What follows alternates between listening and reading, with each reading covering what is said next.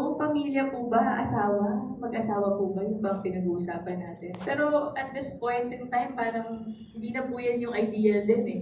Minsan, people just stay together, ang excuse para sa bata. Pero in the long run, it's not helping anyone to stay together. It's not helping your child, it's not helping you, your partner. So the it's not the easiest decision to make, but it's the most practical thing to do. Maghiwalay na lang para mas maging maayos yung mga pagsasama.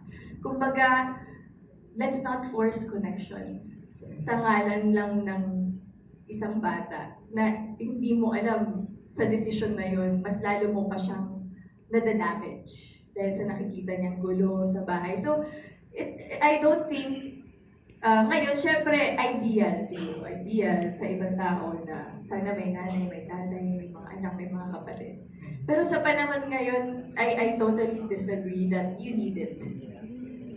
I think more than anything, it's your safety, the safety of the child, and the safety ng mental health mo, yun yung kailangan mong ingatan. Kasi, well, hindi tayo magiging matagumpay na nation kung ipipilit natin yung connections na hindi dapat. Kung magpapalaki tayo ng mga bata na nakikita nilang nasasaktan tayo habang sila lang, sisisihin nila yung sarili nila na parang nag-stay si mommy sa ganitong sitwasyon dahil para lang sa akin. So, nagkakaroon ng mga bigat, nagkakaroon sila ng bubog tuloy growing up. Ako, I don't mind. Yun nga, sabi ko, at one point in my life, I also dreamed to be a mother. It didn't matter to me kung meron akong partner o wala, but I know my capabilities of loving that child with all that I am, mirroring Sandy Montesilio's character, na alam niya sa sarili niya na kaya ko talaga. And alam ko na marami, at na-prove na din ng madaming kababaihan at kalalakihan na kaya naman talaga mag-isa mag-raise ng child. And hindi mo pwedeng tawagin na hindi family yun. Dahil pamilya pa rin naman ang tawag. Saka ngayon, whatever gives you peace of mind. Diba? Doon ka na lang. Talaga. Diba? Sa Whatever dami ng floats your gulo boat. na nangyayari sa mundo, parang dapat least of your concerns na yung pag umuwi ka sa bahay, problema pa din. Yet iisipin ng ibang tao. Kebs yun na Yes, doon. that's John. right. Alright. Kay Sir Eric siguro, judging from the way you made this film, it's unbelievable that you can put something like this together. But of course, the story probably started somewhere. Was this from real events or what's the background? It's Direct Joey who wrote it, but Yeah. baka meron kang idea, Direct Eric. Direct Joey wrote it, and I was able to relate to it in a way because I have like people in my family na kasi syempre iba-iba iba-ibang generation di ba?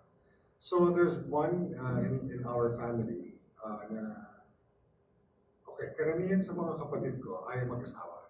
Yes. Kasi we grew up na walang hindi kasal ang daddy ko. So a lot of us believe that baka ganun din naman lang ang kasi at that time ang problema was marriage, di ba? Kung magpapakasal or hindi. So we grew up in a family na medyo ganun na yung daddy namin hindi kasal. So halos lahat ng mga kapatid ko hindi kasal. And by choice.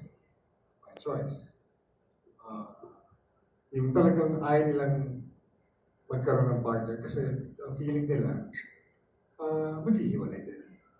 So that's why when I read this the script of Direct Joey, sabi ko maganda kasi siya kasi of course the treatment is medyo comedy nga. Ang approach is parang gusto ko ng baby pero ayoko ng partner. So it is similar to not wanting to get married. Basta gusto ko magkaanak. It's not about not necessarily having a partner or kamukha rin kay Sandy. Si Sandy talaga ayaw talaga ng partner. May mga iba naman na pwede naman may partner. Di ba? But this movie is from the perspective of the woman. At saka nga yung sinabi ko nga kanina, di ba? The character of Rico, hindi ba when you think about it, parang victim din siya. Pero, he was a willing victim. Di ba? So, kumbaga parang alam niya na parang saan ba nanggagaling itong babae ito? Sasabihan ako na anakan mo ako, fertilize me. Tapos wala kang walang ganito, walang commitment, nothing. No strings attached. Tapos napaisip siya. Diba? Sabi niya, sige, gawin natin. So, date muna or whatever. Pero bakit siya pumayag? So, willing victim siya, di ba? Baka may bubog din siya. Or Kaya maybe, Yeah. may hubo din siya. That's why nga yung inaano namin dito sa movie na to, is that it opens a lot of questions, conversations, sabi nga ni Sue. So, maraming gano'n. But yes, I was able to relate to it because first hand.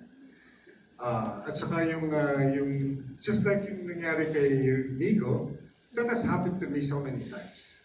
So, yeah. But we're not gonna name names, sir. I'm not gonna name names, but Sige na, di rin. wala hindi pwede, no? Hindi naman. Alang-alang sa Project Baby. Wait, boy. Mahal ko si Rosel, pero hindi ko siya ganun kamahal. Alright, siguro my last question is for you, Ahmad. Yes. Ilang beses ka na nakita sa mga, I don't know if that was a skit or it was from real experience, but you were on a car ride, you were trying to find a girlfriend. Diba parang ganun yung parang premise. Was that a skit or was that something that you wanted to have? Oh, sorry. Is something I posted? Yes. Ano lang yun, it's for a brand. Okay. So it's just a skit. Effective. But if you were, I mean, Effective ang skit. Okay, Sabi like boy. my question is about your character naman. Yeah. Since he's gay, Mm. if you were in his shoes and a woman asked you to have a baby with her, but you were gay, right? In the first premise. So would you be okay with that? If you're talking about your character. If I were gay, Because probably she sees you good looking, you're well established. So, Ay, sinabi rin ni Sue kanina na, I don't know, ano bang sakit mo? Wala ka namang sakit. Na-screen ka na, kumbaga. siguro kung tatanungin ako sa character, as my character, as George, no. Kasi I like boys. Babae ako. Okay. Yeah. But if you were mad, like, if hypothetical question. Well, it's a very difficult scenario in real life, no? Maybe no. Because I would love to take care of the kid. Thank you It so really much. varies. There's really no template, you know. Saka, iba yan pag kung saan ang galing. Thank you, John.